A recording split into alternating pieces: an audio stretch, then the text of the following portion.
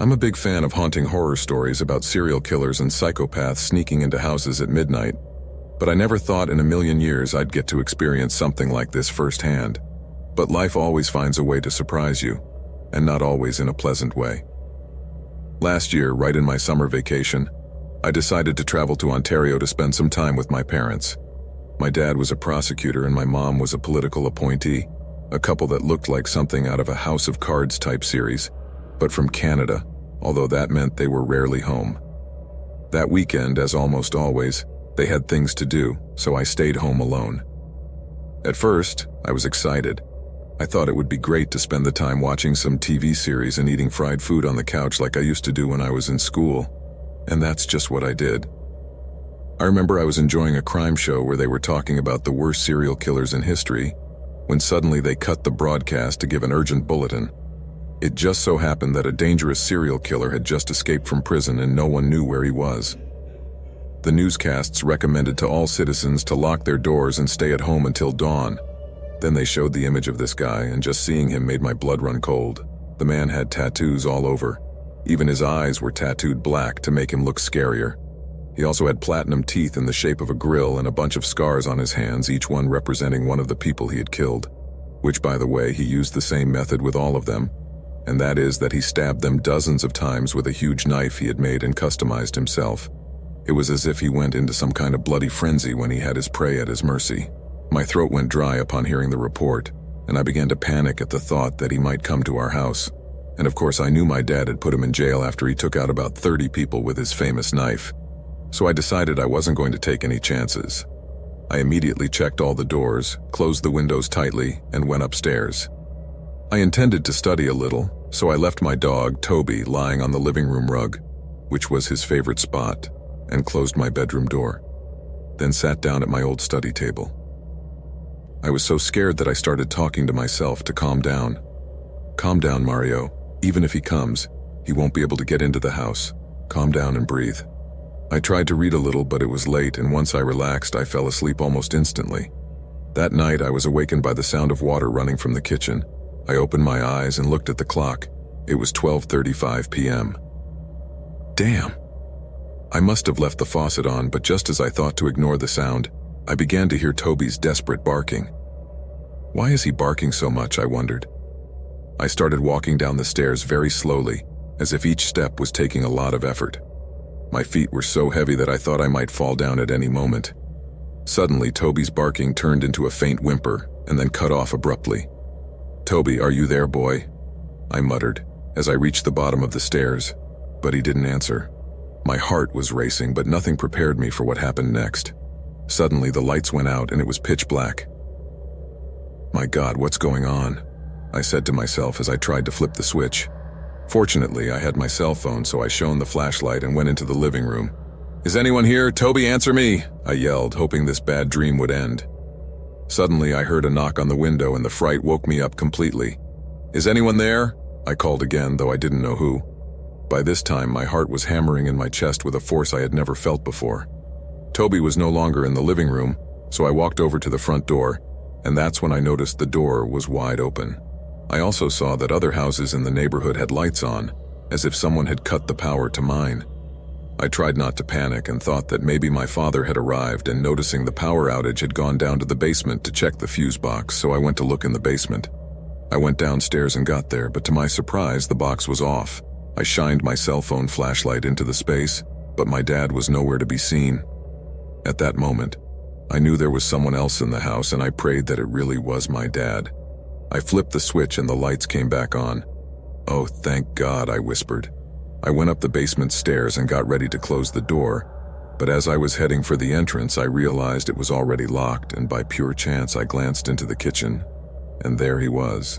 Not my dad, but a tall guy, full of tattoos and with scary black sclerae that made him look like a demon. He was holding one of the steak knives in the kitchen, and it was undoubtedly the same guy from the news. "Hey, little buddy, I'm looking for D.A. Johnson, is he home?" he said to me with a thick accent. I was so transfixed I couldn't get a word out of my mouth. I just stood there in stone, not believing what my eyes were seeing.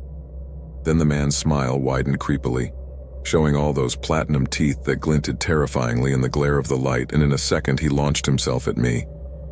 At that moment, my first instinct was to run back to the basement in a hurry, and as I did, I could feel his footsteps at my heels. Luckily, I was quicker, and as soon as I got inside, I locked the door behind me with keys and ran down the stairs. I could hear the door shaking as the man tried to kick it open. I was completely terrified, and as I kept my eyes glued to the door, fearing that at any moment it would open and this psychopath could get in, I tripped over something on the floor and fell to the ground. This caused my cell phone to slip from my hand and the flashlight to go out. I got up from the floor trying to find the switch, but with the basement completely dark and the state of panic I was in, it was really complicated. So after fumbling on the wall for what seemed like an eternity, I finally found the switch and immediately pressed it. But when the basement lit up, I was met with a terrifying image that will stay in my mind forever. A few meters away from me was Toby's body, lying on the floor next to the staircase. He was completely covered in blood and with no less than 10 stab wounds in his torso. "Oh my God, Toby, why is this happening?" At that moment, a loud bang snapped me out of my thoughts. The door shook, and for an instant I thought it would open.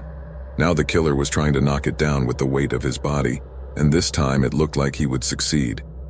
I started looking everywhere for my cell phone to call my dad, but I couldn't find it anywhere. My God, what do I do now? I asked myself in despair, and feeling that soon I would suffer the same fate as poor Toby. But at that instant, I remembered that the basement had a window, only now it was covered by an old closet. Without a second thought, I ran down there, pushed the heavy wooden cabinet aside with a strength I didn't know I had, and uncovering the window, threw myself at once through it and dashed off toward my neighbor's house. I got there with a bound and banged on his door with all my might until it opened. "You've got to help me. The killer is in my house right now," I shouted. The neighbor, who was the head of neighborhood security, immediately called the police and alerted them to the situation, but he didn't wait for them to arrive. He called several of the other men on the street, and within minutes there were about 7 men at the door of my house armed with shotguns, rifles, and pistols. However, when they entered, they found only boot prints, mud stains, and the basement door smashed in. The killer had vanished. A few minutes later, my dad arrived with a bunch of cops. The hours that followed were of complete anguish and uncertainty. Patrol cars were everywhere in a search operation unprecedented in the city. But after 2 days of intense searching, they finally found the guy. He was hiding in the basement of the house of a poor old man who lived a few blocks away, whom he had unfortunately murdered with his usual brutal method of action. However, instead of turning himself into the authorities, he confronted them with a gun he had stolen from the house, so he was soon shot by the police. I can't tell you how relieved I was to know that this guy was in the ground, but even though he is no longer a threat to anyone, the memories of that terrifying night will haunt me forever.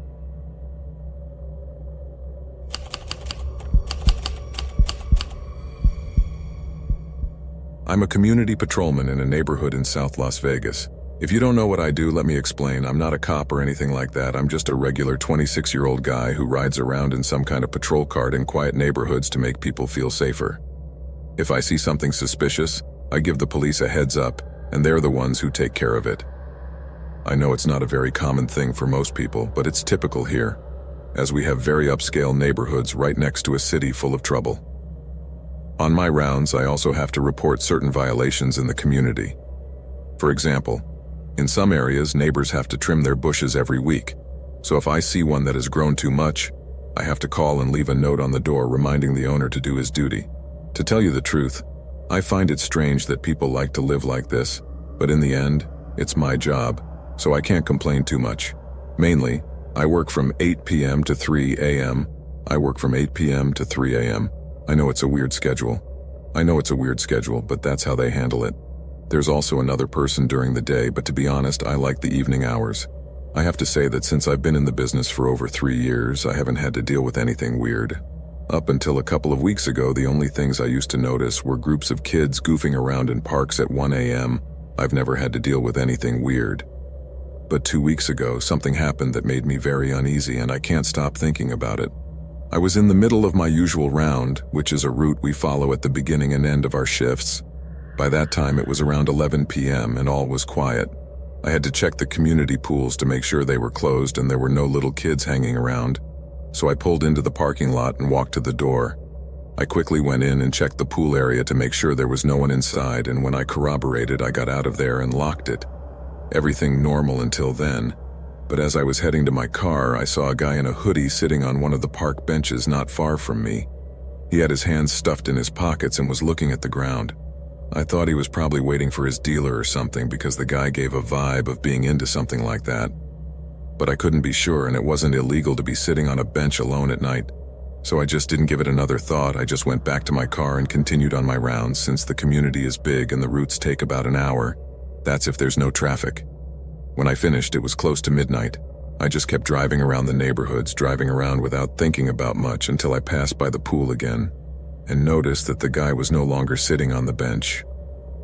I slowed the car down a bit, looking around me at the sidewalks of the park just out of curiosity, but I didn't see the guy anywhere. Without thinking much about it, I kept going as I drove through the dark, empty park. However, I had a strange feeling running through me, as if something wasn't quite right. Not that I had any reason to think anything was wrong, but my intuition was telling me something was going on. One of those feelings you have no explanation for, but you know it is. I continued driving for a few more minutes before I stopped at a stop sign, and suddenly I saw a man on the side of the road as if he was about to cross. After a couple of seconds, I recognized him. It was the same hooded guy from before, but now he was moving slowly, but he stopped halfway and turned to look at me just a few meters away. Suddenly, he approached my window trying to ask me something. I opened the window a little and he quickly asked me for a specific address. Of course, I told him I had no idea. I thought he might have looked it up or given him a more general address, but the situation felt very strange. The strangest thing was that he showed no emotion when I told him I didn't know. He just stayed quiet for a second and then repeated the question exactly the same as before. It was at that instant that I really started to feel nervous. It was obvious that he had not the slightest interest in my answer, but I really had no idea what his real intentions were. Noticing how weird this was, I told the guy I had to leave and rolled up the window, starting immediately.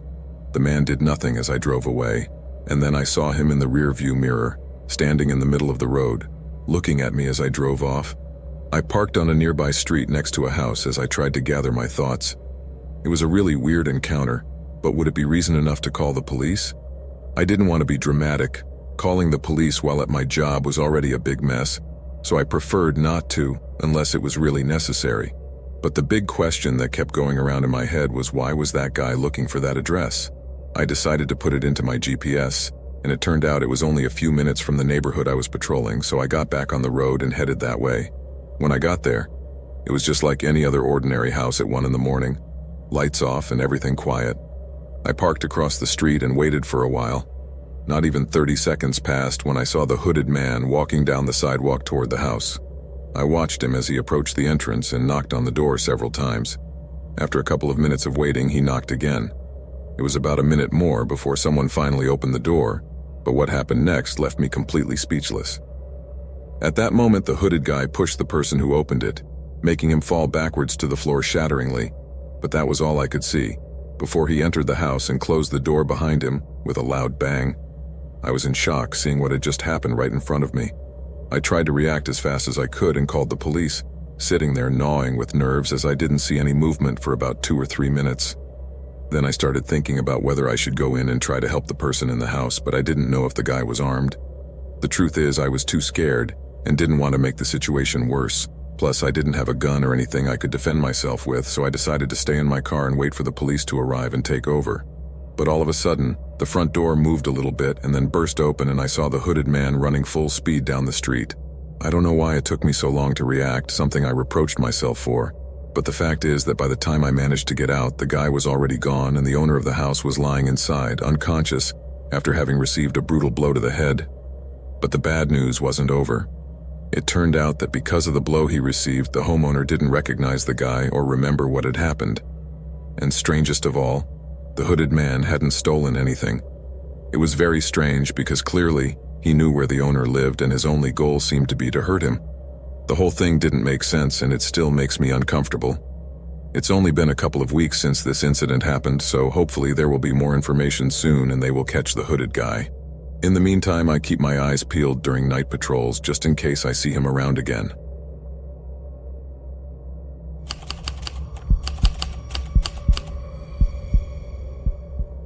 Last year, I was house-sitting for one of my best friends who had gone on a work trip to another city. I was kind of like his watchdog. I was unemployed at the time, and he offered to pay me a decent amount to stay at his house for the couple of weeks I was going to be away and take care of his pets. It seemed like a good deal, so I accepted without hesitation. Plus, I needed the money badly. Her pets were a couple of iguanas and some fish that needed food and me to groom their space from time to time. Plus, she had a bunch of houseplants that needed to be watered as well. I was more than happy to help, especially since her house was much bigger and nicer than my little studio apartment, which was about the same size as the room I slept in at her house. The first week was great. In fact, it felt like staying in a luxury Airbnb. But one night, as I was in the kitchen sitting and enjoying a nice ham and cheddar sandwich, I heard a person coughing right outside. That made my hair stand on end because that cough was heard too close, right next to the back door, whose backyard looked right into the woods, since my friend's house was right on the last street of the residential complex, and what was in the back was several acres of wild forest. So what was a person doing in that part of the house? The first thing that came to my mind was that it could be a thief who wanted to sneak in, thinking that the house was alone. My heart almost skipped a beat at the thought, so I ran to turn on the outside lights to prove that there was someone in the house. I waited a minute, nervous, but when I looked out the window, no one was there. I felt a little relieved, thinking that I had surely scared off the would-be burglar. After that experience, I decided to be more alert. I felt a little uneasy, but nothing else happened, at least for a few hours.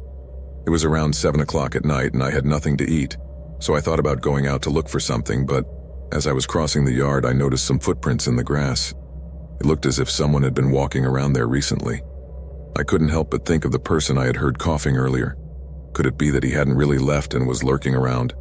I followed the footprints with my eyes and saw that they led from the sidewalk to the back of the house and then back to the sidewalk. I assumed they were from the same person as before, who, judging by the large, heavy footprints on the lawn, was clearly a man. I tried not to give it any more thought, so I just got in the car and went to get food. But as I drove, I couldn't help but wonder what the heck someone was doing hanging around the house.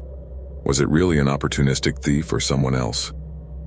I finally bought dinner at a nearby restaurant, and when I returned, I did another quick check around the yard to see if I could find any more footprints. But this time I didn't see anything unusual. I decided it was best to relax a bit, so I went inside, sat down and put on the TV. But after a while I started to feel a little tired, so I turned off the TV and crawled into bed. As is typical, sitting on the couch, I was dying of sleep. But as soon as I put my head on the pillow, the sleep went away, so I was browsing on my phone for a while, using that blue light to relax until I got sleepy again. Suddenly I heard footsteps again. Someone was outside, walking around the garden again, but now in the front. My heart started pounding hard inside my chest as I heard the footsteps head toward the front door, and then heard them move toward the back door again. Now all my senses were fully alert. Adrenaline was coursing through my veins as my head was spinning 1,000 times, wondering who this guy could be and what he wanted. It was then that I heard the back door move as if they were trying to open it, and panic set in. Not knowing what to do, I stood there, wondering if I should really do something or just call the police. I quickly went downstairs and pressed the light switch. The lights in the hallway came on immediately, illuminating everything. At that moment, I heard the person outside stop. Then, with my heart pounding, I climbed up a few steps and bent over the railing to look toward the back door. But to my horror, no one was there. This sent shivers down my spine. But 2 seconds later, a window pane exploded in the room. The bang was brutal, and upon hearing this, without a second thought, I ran upstairs to the bedroom, as the only thing I could think to do at that moment was to hide. As I was locked with keys in the room, I heard that cough again and the crack of another glass shattering, followed by the clatter of things being smashed downstairs. It was like they were smashing everything. I could hear things being thrown at the walls, vases breaking, objects flying everywhere. It was absolutely terrifying, and the feeling of chaos was imminent. I immediately called the police, even though I knew it would be almost impossible for them to arrive in time, but it was the only thing I could do in that situation. I wouldn't even go down to confront whoever was making all that chaos. After a few minutes of rumbling, I heard the intruder run up the stairs and enter one of the guest rooms, doing the same thing he had done downstairs, destroying everything. Meanwhile, I knew it was only a matter of time before he reached my room, and I prayed to God that the police would arrive quickly. But they did not. A few moments later, I heard the guy's footsteps approaching my room. He stood in front of my door, but when he tried to open it, he realized it was secured. That didn't stop him, though. He started pounding on it with a brutality that I thought would explode, and at one point, his fist went through it over the lock, allowing him to reach in and turn the knob like it was nothing. At that point, my heart started pounding so hard I thought I would have a heart attack right there. That's when I saw a man come in wearing a mask and a hoodie. He had a metal baseball bat in his hand, and although I couldn't see his face, his posture, and the way his chest was rising and falling, I could tell he was furious. As I watched him advance into the room, I stood in the corner, unable to control the trembling in my body and the tears that were beginning to well up in fear. At one point, the guy looked directly at me, and through the white mask he was wearing, I could see his eyes full of anger. I thought it was the end of me. I didn't even bother to beg for my life. I just stood mute and stiff as a statue, waiting for the first hit. But then, as if I didn't exist, the guy averted his eyes and started smashing the walls and furniture in the room. He didn't seem to care at all that I was there, and with impressive speed he looked and broke everything in his path, leaving the whole room a total mess. Then he ran past me and into another room. I heard him come down the stairs shortly after, and after that an eerie silence took over the house. I was completely paralyzed for several minutes, as if a weight was holding me in place, until finally I heard police sirens approaching. My friend arrived early the next day, visibly worried about how everything had gone. The scene was desolate. The house was in total chaos. Everything had been trashed, but incredibly nothing had been stolen. The police told me that it was very likely that the intruder knew my friend and had some kind of grudge against him, but I couldn't imagine who it would be. I tried to describe the man, but since everything had been covered up, my input was almost useless. The scariest part of it all was that the guy completely ignored me, as if I didn't matter in his world at all, and at no time did he feel threatened by my presence. To this day, we have no idea who he was or why he did what he did, but since then, I have not been back to my friend's house, and the uncertainty is still in the air.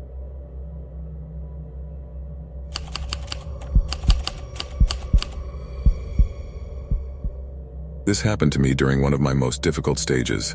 I had recently moved into a small studio apartment because I was working at a car wash and needed a cheap place to live. The place was a barbecue in the summer with no air conditioning, and the temperature was unbearably high. Plus, I had 1,000 worries running through my head about what my new life would be like, which kept me awake every night. So one night, after tossing and turning in bed without being able to sleep a wink, I decided I needed some fresh air. It was 1 o'clock in the morning, and sure, pretty late, but I was 21 at the time and full of energy. All of us tenants in the building had keys to the front entrance because the neighborhood wasn't the best and break-ins were more common than bad decisions. We had to make sure to lock the door properly when leaving or entering, so I left the building and made sure to lock the entrance properly before I started walking, feeling the cold breeze on my face. The streets were almost deserted. Only a few suspicious figures like addicts walking like zombies and homeless people posted on dark corners. Suddenly I saw a woman rummaging through a dumpster. It was disgusting. She was trying to eat a sandwich full of maggots. It wasn't the first time I had witnessed something similar, but this was really disgusting. I just ignored it and moved on. Occasionally a car would pass by, but most of the time it was quiet, accompanied by the night sounds of the city. After about 10 minutes walking, I arrived at the city park. I thought it would be better to spend time there than wandering those lonely streets. As I entered, the full moon illuminated the place quite well, and the lights from the street lamps gave the park a peculiar, almost poetic look. At first I thought I was alone, but soon after I saw a guy sitting on a bench in front of me right under one of the lampposts. I thought, great. Another night owl looking for a place to clear the mental fog. I approached that bench and saw that the man had his head down as if he was sleeping. He was wearing a dark jacket with red leather pants that didn't look like the kind someone on the street would normally wear, so I figured he was just another regular guy who wanted to get some air in the middle of the night. As I approached where he was standing, the guy suddenly raised his head and looked up at the sky. I stopped dead in my tracks. His eyes were wide open, and he looked as if he was marveling at the clear sky. First he smiled, and then he started counting the stars like an excited child. He kept pointing his finger at each star and muttering under his breath, 1, 2, 3, 4, 5, 6. His smile, and the fact that he was so engrossed in counting the stars, made me a little uneasy. He didn't give me a single glance. He behaved as if I were a ghost, as if I didn't exist at all in his universe. It was all a surreal moment, a mixture of purity and madness in the middle of the night. and I knew I had to get out of there and move on, but I couldn't help but stand for a moment longer, watching him from a distance, feeling that this strange encounter had caught me in a way I hadn't expected. At that moment, I thought, who knows what was wrong with that guy? Maybe he was a very cheerful madman or an astronomy enthusiast. That thought caused me to laugh. But anyway, I decided that I would not interrupt his happy moment, so I decided to keep walking. However, just as I took the first step, I heard a rustling sound behind me, as if someone was stepping on a branch. Then I turned around and saw that the man had gotten up from the bench and was now a few steps away from me. His arms were outstretched as if he was trying to touch the stars. "Hey, are you okay?" I asked in a breathy whisper, feeling a knot of tension tighten in my throat. What the hell was wrong with this guy? Suddenly he started chuckling, as if the whole thing was a ridiculous joke. "So a traveler in the dark thanks you for your little spark," he said. "I couldn't see which way to go if you didn't shine so brightly. Shine, shine, little star. How I wonder what you do, up there in the world as high as a diamond in the sky." After humming that, the man stopped dead in his tracks and looked at me. Our eyes met, and for an instant, I saw his face clearly. It was the first time I had ever witnessed anything like that, an eerie and terrifying peace at the same time. He had such an empty look in his eyes that I felt it pierced my soul. I couldn't take it anymore. It was time to get out of there right away. Standing in that deserted park with a weird and creepy guy like the one in front of me was not healthy, and especially at that hour. I turned my back on him and tightened my pace, constantly glancing back like a maniac, half sure that the guy was going to dart after me at any moment. But he just stood there, standing under the lamppost, watching me go. However, just as I was about to leave the park, I heard accelerated footsteps that made my skin crawl. It was then that I turned and saw the man running towards me at full speed, his once calm and almost angelic face now furrowed with a very macabre smile. At that moment, I started running at full speed, and without thinking twice, I left the park and headed towards the street that was completely empty. The guy wasted no time and did the same. I started looking in all directions for someone who could help me in some way, but there was not a single soul in the whole street to whom I could turn to, so I could only keep running. I had the keys in my hand to open the door of the building as soon as I got there, as I knew that if he caught up with me, it would be the end. The scariest thing was how calm he seemed. He just ran after me with a macabre smile as if it was a fun game for him. When I reached the entrance of my building, my heart was racing. I immediately pulled out the key, but my hands were shaking so much that I dropped it. Then I panicked, but I picked it up quickly. The man was 2 steps away from me when I managed to open the door and slammed it shut, almost slamming it in his face. Once inside, I was out of breath and drenched in sweat. The guy stopped just outside, and between us was only that glass door. His eyes looked hawk-like, sharp and fixed on me. I was so dazed with fear I could barely move. I stood transfixed, staring at him, as he walked up to the door and said in that creepy voice, "You're so handsome, I bet you have a nice scream." Then he walked away as his strange song wafted through the air. Star above the world as high as a diamond in the sky. This melody sent chills down my spine. What the hell had just happened? That was the last time I left my apartment at night. Since then, I'm always careful. I still live in the same neighborhood, although I have moved apartments several times. Sometimes I can't sleep and I wake up thinking about that guy. I hope I never cross paths with that scary man again.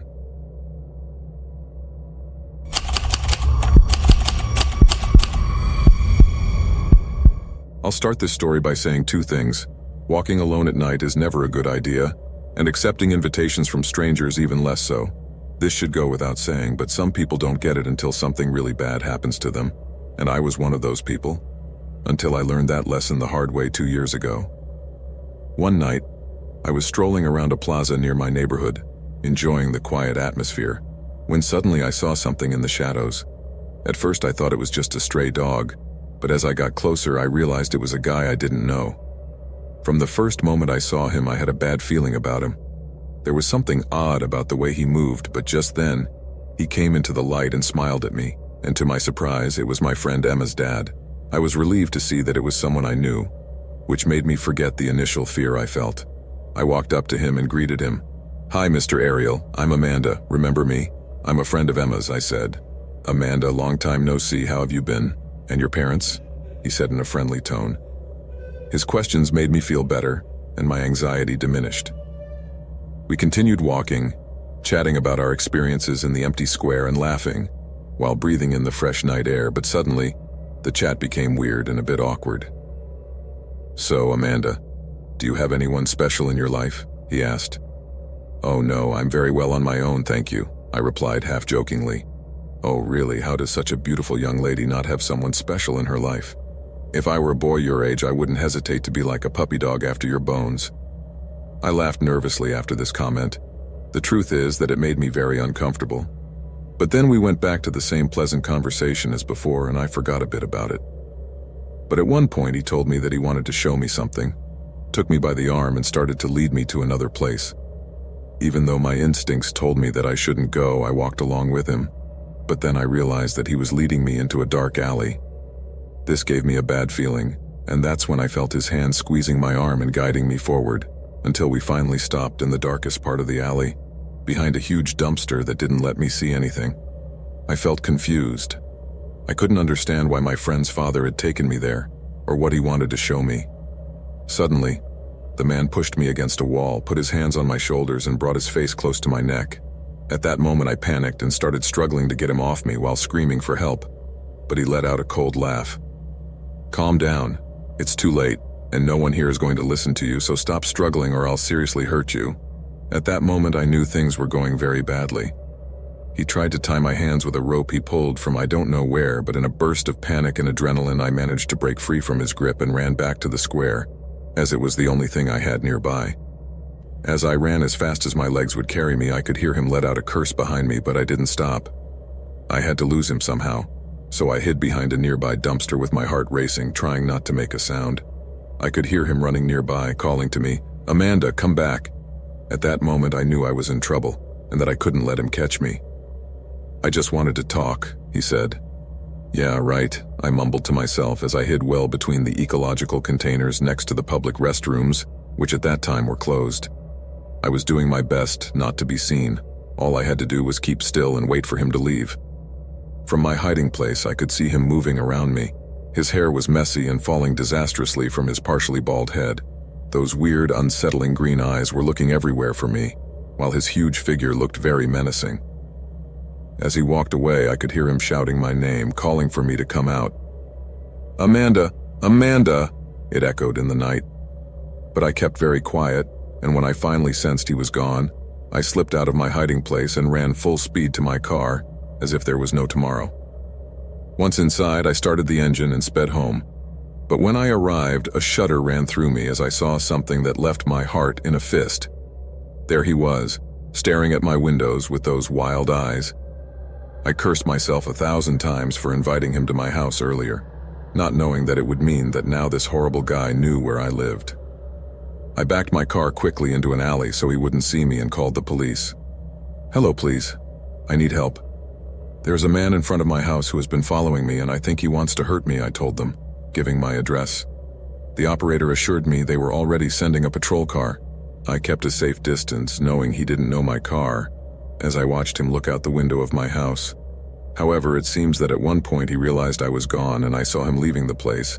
I could see his horrible figure becoming blurred in the darkness. I stood there waiting for the authorities, praying that they would arrive in time and that he would not escape. When they finally arrived, they searched the entire area, but he had vanished like a ghost. However, they caught him the next day at his home. He had simply returned home as if nothing had happened. But that's not the end of this horror movie.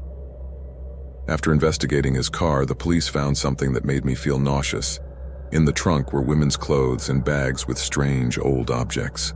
They quickly got a warrant to search his house, and soon after, it was on the news that several young girls had been held captive in his basement for years. Seeing this, I almost fainted. I couldn't believe how close I came to falling into the clutches of a serial kidnapper and sexual abuser. My body shuddered just thinking that I could have been one of those lost girls trapped in a basement, being used as a slave by a maniacal, disgusting predator like that. I learned a hard lesson that night. Those who think kidnappings are a fairy tale should think twice. We have to pay attention to our surroundings and be careful who we let into our lives. Trust is delicate, and you never really know who you are dealing with, even if you think you know them.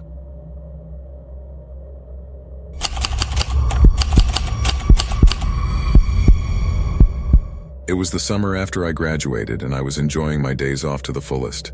I was starting a full-time job at the high school where I had studied, as I needed to save some money for college.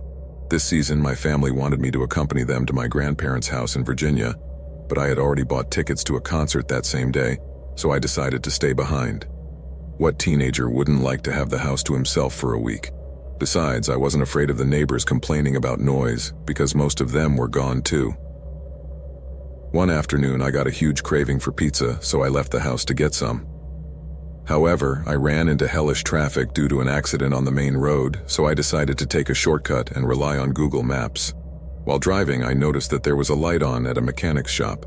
There was another car there, but it only had one working headlight, which I thought was odd.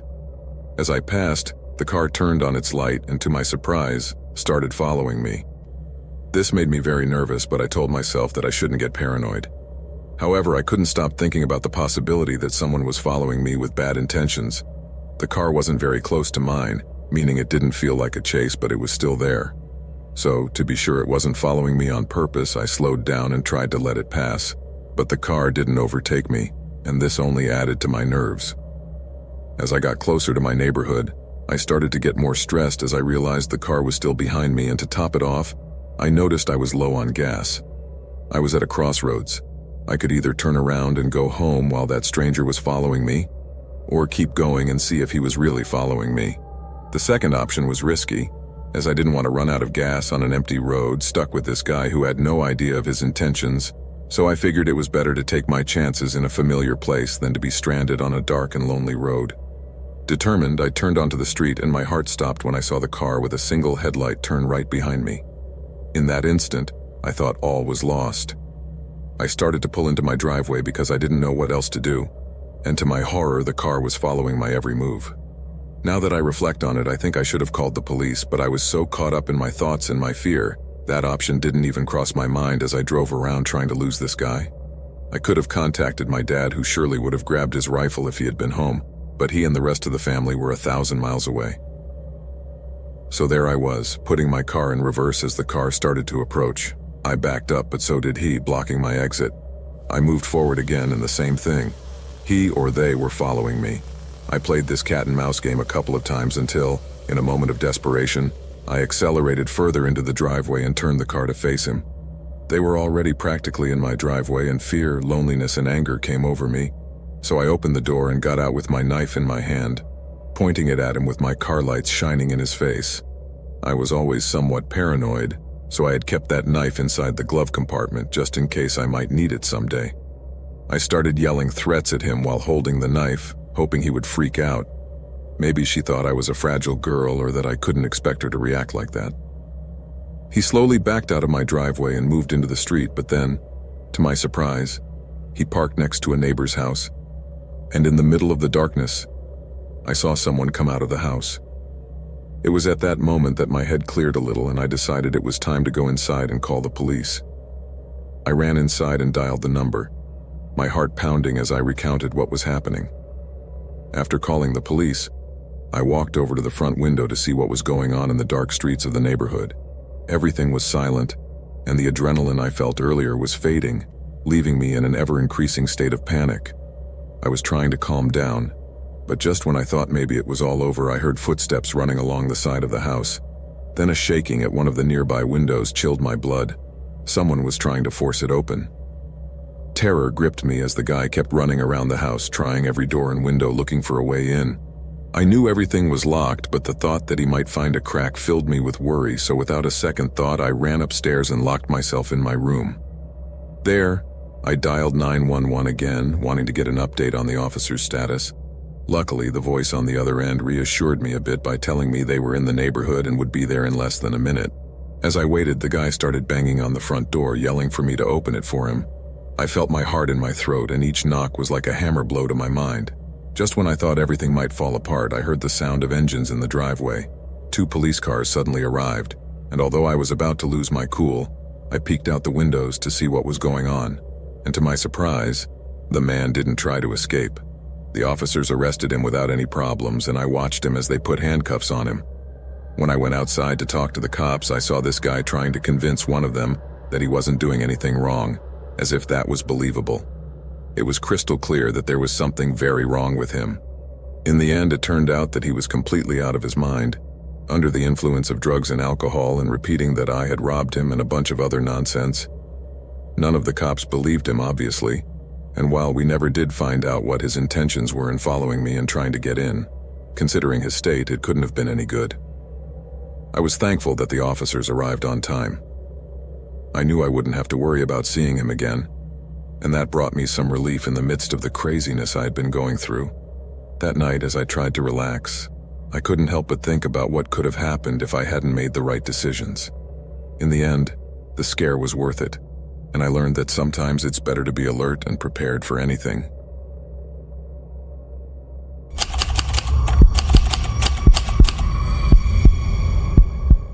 The clock read 5 a.m. when I finally left the club where I worked.